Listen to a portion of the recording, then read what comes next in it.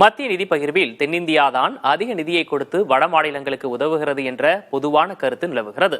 ஆனால் உண்மையில் தென் மாநிலங்கள் அதிகம் நிதி கொடுப்பதில்லை.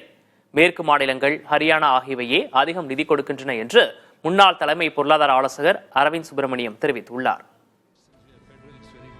புதிய தலைமுறையின் அங்கமான த பெடரல் ஆசிரியர் ஸ்ரீனிவாசனுடனான கலந்துரையாடலில் மாநிலங்களுக்கு இடையிலான நிதி பகிர்வில் நிலவி வரும் விமர்சனங்கள் குறித்து முன்னாள் தலைமை பொருளாதார ஆலோசகர் அரவிந்த் சுப்பிரமணியன் விளக்கம் அளித்தார். உலகெங்கிலும் பெரிய கூட்டாட்சி நாடுகளில் பணக்கார மாநிலங்களிலிருந்து ஏழை மாநிலங்களுக்கு நிதி பரிமாற்றம் நடப்பது இயல்பு என்றும் இது தேச கட்டுமானத்தின் அங்கம் என்றும் அரவிந்த் சுப்பிரமணியன் தெரிவித்துள்ளார்.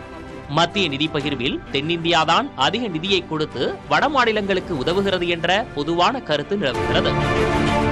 ஆனால் நிதி வழங்கலில் மேற்கு மாநிலங்கள் மற்றும் ஹரியானா ஆகியவையே மிக பெரும் கொடையாளர்களாக உள்ளன என்றும் தென்னிந்தியா நிதியளிக்கும் மாநிலமாக இருந்தாலும் அதிகம் பங்களிக்கும் பிராந்தியமாக தென்னிந்தியா இல்லை என்றும் அரவிந்த் சுப்பிரமணியன் தெரிவித்துள்ளார்.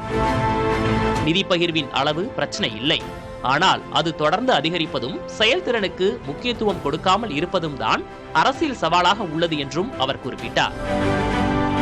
In terms of the donor states, what you will see from this is that the largest donors in some appropriately measured way is not the South. The South is a donor, but it's the West and Haryana that are the biggest donors.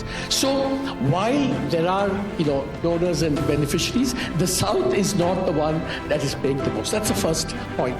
But the last point I want to make is the real problem here is the following.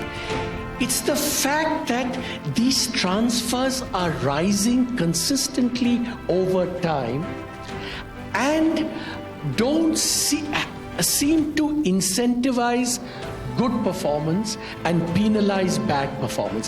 That's the heart of it.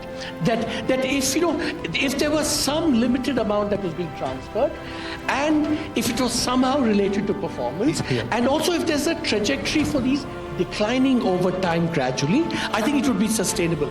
But the problem is not the level of the transfer, but the fact that it's rising consistently.